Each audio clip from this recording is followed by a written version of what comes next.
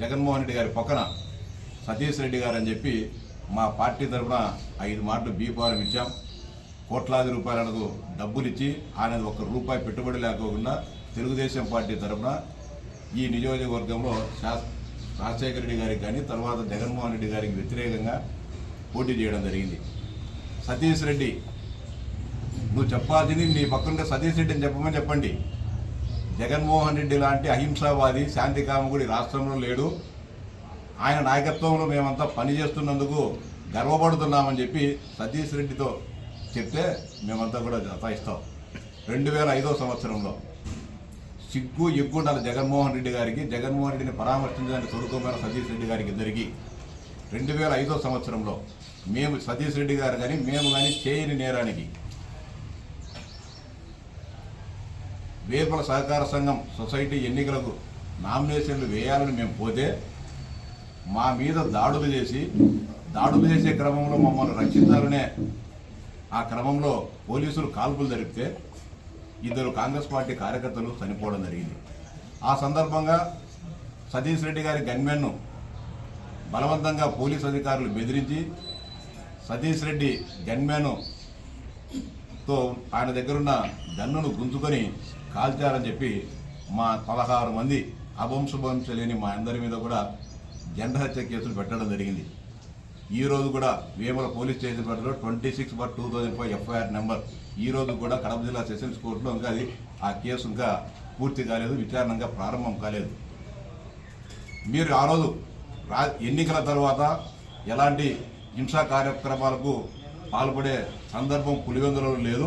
ఎన్నికలైన తర్వాత అందరూ అల్లాయి బల్లాయి అందరూ అన్నదమ్ముల మాదిరి పులివెందుల నియోజకవర్గంలో ఆంధ్రప్రదేశ్లో కలిసిమెలిసి తిరుగుతూ ఉంటారని చెప్పి ఎంత పచ్చి అబద్ధాలు చెప్తా అంటే జగన్మోహన్ రెడ్డి చెప్పారు. ఆ రోజు మున్సిపల్ ఎన్నికల్లో 26 వార్డులకు తెలుగుదేశం పార్టీ పోటీ చేసింది. ఒక వార్డు కూడా ఏకగ్రీవం కానీయలేదనే దుగ్ధతో దాని తర్వాత వెంటనే వచ్చిన ఒక నెలలోపే వచ్చిన సహకార సంఘ ఎన్నికల్లో తెలుగుదేశం పార్టీ తరఫున పోటీ చేస్తున్నామని అక్కస్తో మీరు మా మీద అక్రమ కేసులు పెట్టి ఆ రోజు చేయడం జరిగింది. మరణ వాంగ్మూలాలను కూడా నమోదు చేయడం జరిగింది. పులివెందులలో ఉన్న మా ఇంటిని, పులివెందులలో ఉన్న తెలుగుదేశం పార్టీ కార్యాలయాన్ని కూల్చివేయడం జరిగింది. అంటే అది ఎన్నికల హింస కదా. మీకు రాజకీయ ప్రత్యర్థులుగా ఉంటే మిమ్మల్ని ప్రశ్నిస్తే మీ ఆధిపత్యాన్ని మేము అంగీకరించామని చెప్తే దాడులు చేసే సంస్కృతిని ప్రారంభించింది, దాన్ని అమలు చేసింది. దాని ద్వారా వేలాది మంది తెలుగుదేశం పార్టీ కార్యకర్తలు మీ రాజకీయ ప్రత్యర్థులను ఇబ్బందులు పెట్టింది మీరు కదా అని చెప్తున్నా. ఇంకా సిగ్గు లేకుండా చెప్తాను జగన్మోహన్ రెడ్డి గారు. ఆ రోజు న్యాయ వ్యవస్థను కూడా ప్రభావితం చేసి మరణ వాంగ్మూలాన్ని నమోదు చేయడం జరిగింది.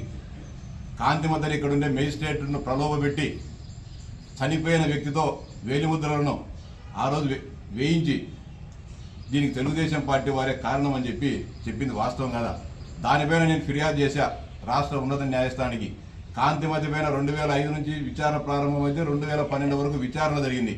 విచారణ జరిగే సమయంలో అడగడుగున అడ్డుపడింది మీరు మీ కుటుంబ సభ్యులు కాదని నేను జగన్మోహన్ రెడ్డి గారిని ప్రశ్నిస్తున్నా.